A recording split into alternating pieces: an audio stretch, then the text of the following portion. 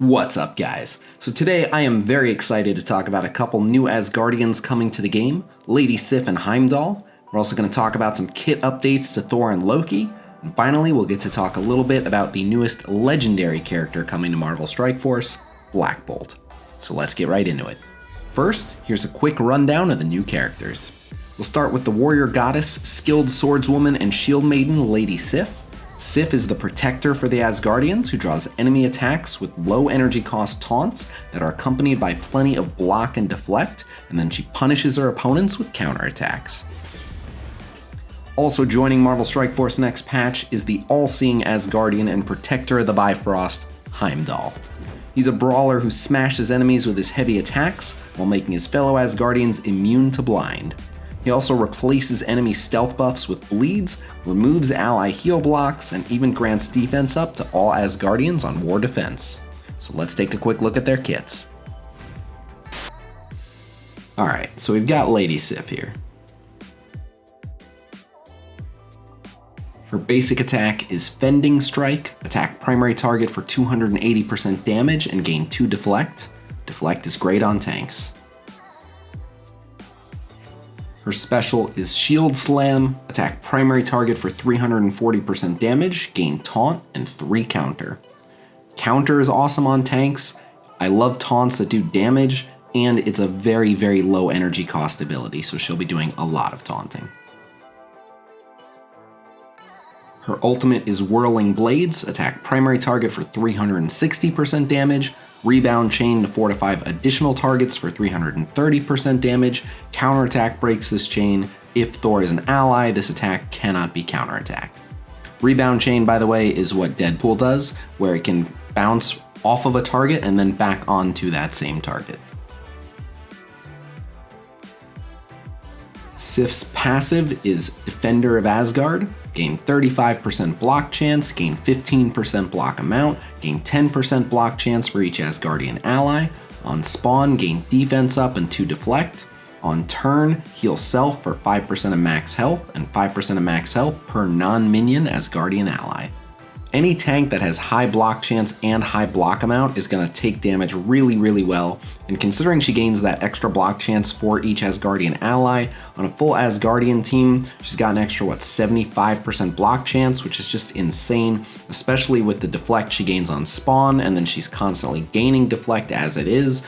It's going to be really hard to get any significant damage on Sif.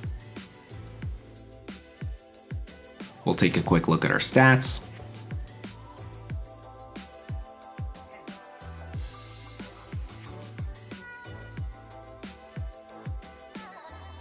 Next up, we've got Heimdall.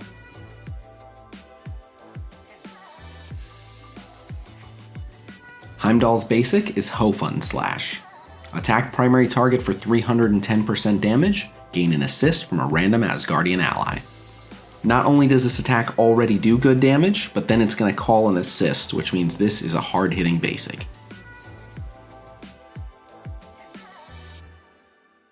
Heimdall's special is Divine Foresight. Flip stealth on each enemy, attack all enemies for 330% damage, clear heal block from self and all Asgardian allies. Punishing enemies for being in stealth is nice. This counters Invisible Woman really well. It does good damage and it clears heal block, which really, really helps the team because they're very reliant on passives that heal. Heimdall's ultimate is Sworn Oath. Attack primary target for 360% damage, attack all adjacent targets for 330% damage, apply heal block to primary and secondary targets. What is there to say? This ability is gonna hurt. Heimdall's passive is the All-Seeing. Gain 10,000% resistance against blind. Asgardian allies gain 10,000% resistance against blind. Gain 30% focus. Asgardian allies gain 30% focus. On turn, heal self for 5% of max health, plus 5% of max health per non-minion Asgardian ally. On war defense, on spawn, apply defense up to all Asgardian allies for 2 turns. Everything about this is awesome. He makes the entire team effectively immune to blind. He has that same self-healing passive that's multiplied by the number of Asgardians. On War Defense, everyone is going to spawn with 2 turns of defense up. It's just awesome. We'll take a quick look at his stats. I like that he has 200% accuracy, so even though he has insane resistance to blind, if he somehow gets blinded anyway, it still won't affect him.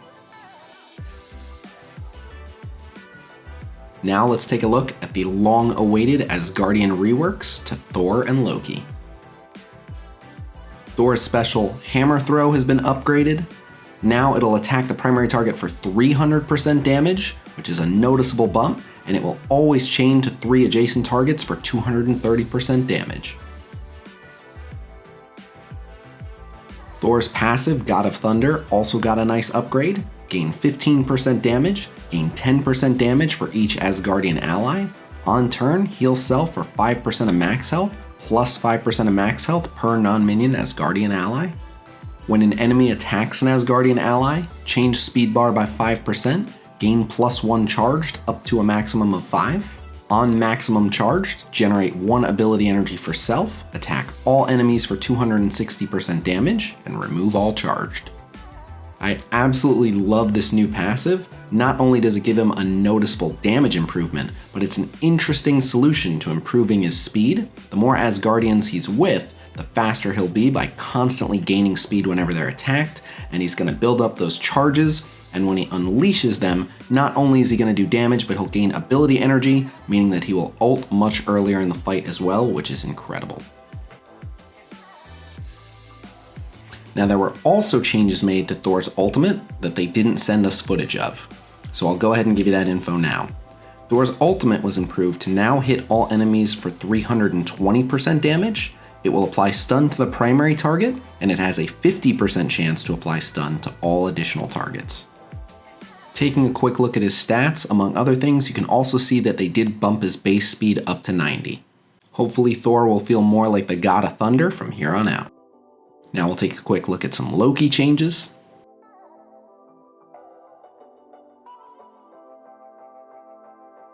Loki's special also got an upgrade. Now on War Defense, with 4 or more Asgardian allies, he's going to apply Taunt to the primary target. This is awesome because not only are all of the Asgardians now going to focus on this target, but Hela is of course going to open up with her ultimate and spread the defense down to the entire enemy team, so it's going to be really devastating. Not to be left out, Loki's passive also got this line added in. On turn, heal self for 5% of max health, plus 5% of max health per non-minion Asgardian ally. And then also, when an Asgardian ally drops below 50% max health, apply stealth to that ally. So not only is the entire team going to be healing for 25% of their own max health every time they take a turn, but in addition, anytime Greg dies, Hela is going to heal the most injured Asgardian ally. And then on top of all that, Heimdall has the ability to remove heal block, so this team is going to be doing a lot of sustaining. Not only that, but anytime someone gets dropped below 50%, Loki is going to immediately throw them into stealth, which means that fighting this team is going to be quite a pain. And finally, Loki's stats also got a bit of a tune-up. So now we've seen the Asgardian changes, which means it's time to talk about the newest legendary character coming to Marvel Strike Force, Black Bolt. Now, they didn't give us a lot of information on Black Bolt. They mainly just gave us his art. However, they did give us one interesting piece of information, and that is that they expect the King of Inhumans to royally change the landscape of Marvel Strike Force thanks to a new ability mechanic. Enemies eliminated by Black Bolt can't be revived. This means you can expect him to be very effective against characters like Minerva and Ultron. I want to note, this will not affect Dark Phoenix because she's technically a summon. Otherwise, that's about all we know about Black Bolt. Well, they actually mentioned one other thing, and that is what you'll need to unlock Black Bolt. Devs have confirmed you guys will need 5 5-star Asgardian characters to unlock Black Bolt in his upcoming legendary event. Good luck. So that's about all the information I have for you guys. Now, they did give us some gameplay footage, but I honestly don't have time to break it down. They sprung the news that we could make this video on us, and it's the same day as the Mr. Sinister Blitz. It's 11 at night when I'm recording this, and I haven't even done a single Blitz battle yet. So I'm just going to include that footage at the end, and you guys can draw your own conclusions and let me know what you think in the comments below. Otherwise, I stream Marvel Strike Force every single day on Twitch, and that's at twitch.tv/Khasino every day at 1 p.m. Pacific time. Also, anyone is welcome to join my Discord server, discord.gg/Khasino. We have Blitz predictions, infographics, data mines, videos, content creator Q&A, and more, so check it out. Otherwise, I hope you guys enjoy the gameplay footage, and I will see you guys real soon. Until then,